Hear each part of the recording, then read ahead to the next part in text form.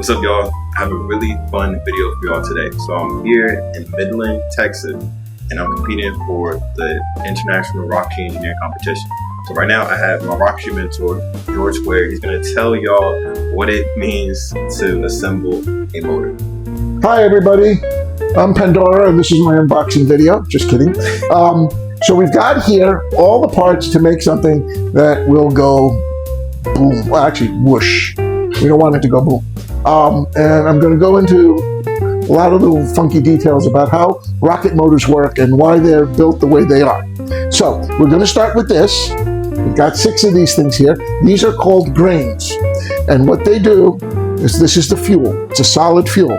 If you could reach through the camera and touch it, you'll see it feels almost like a pencil eraser. It's actually rubber based. And this white coloring here, those are grains of ammonium perchlorate and aluminum, which serves as the oxidizers in the fuel. And there's other stuff in there too. I'm not going to go into the full formulation, okay?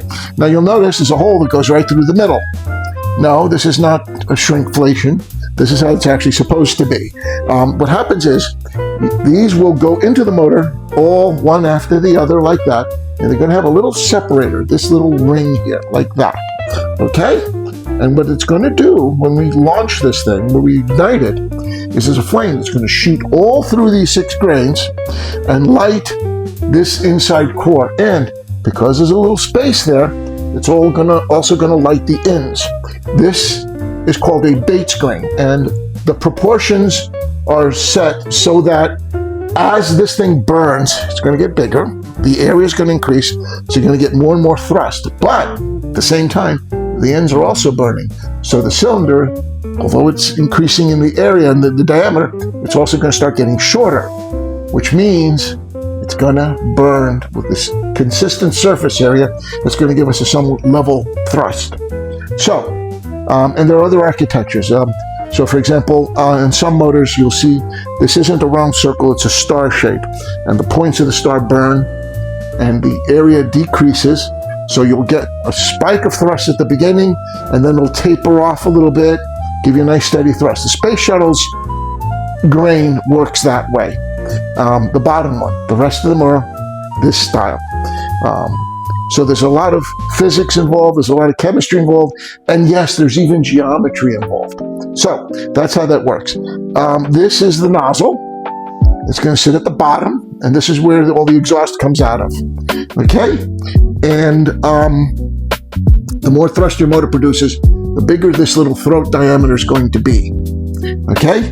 This angle here is about 15 degrees, and that works very well for sea level.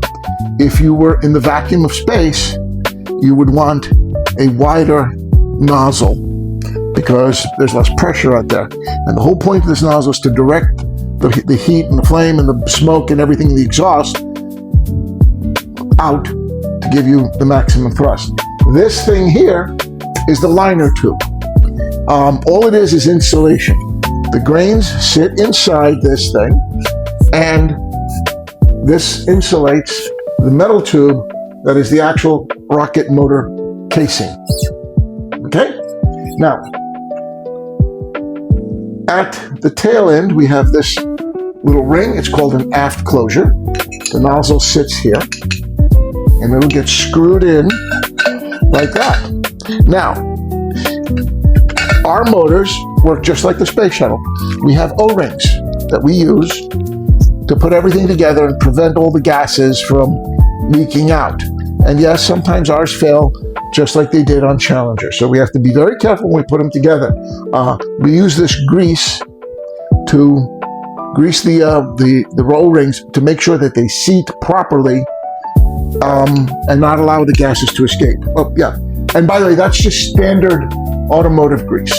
Yeah, it's nothing special. This will prevent things like what happened with Challenger where the O-rings did not seat properly. This doesn't actually do any insulation or anything. It just makes sure that everything is properly lubricated and can slide back and forth and go to the right position. Okay? Now, in the forward, this is the forward closure. So this is the back, this is the front. And over here, we've got another piece. Let me go get that. This is called a delay grain, also known as a smoke charge. This is basically fuel, another piece of rocket fuel. But this one, you'll notice, has a slightly different color. The reason is it's a different formulation. The difference is this is not designed to produce thrust. All it does is produce smoke. And what happens is that will allow you to track your rocket after the fuel burns out. This will allow the rocket to coast up to its top altitude, and then the parachute comes out and so on. And the smoke, all it does is produce smoke so that you can track it. That sits in here.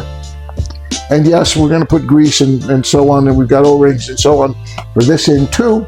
And that's how the motor works.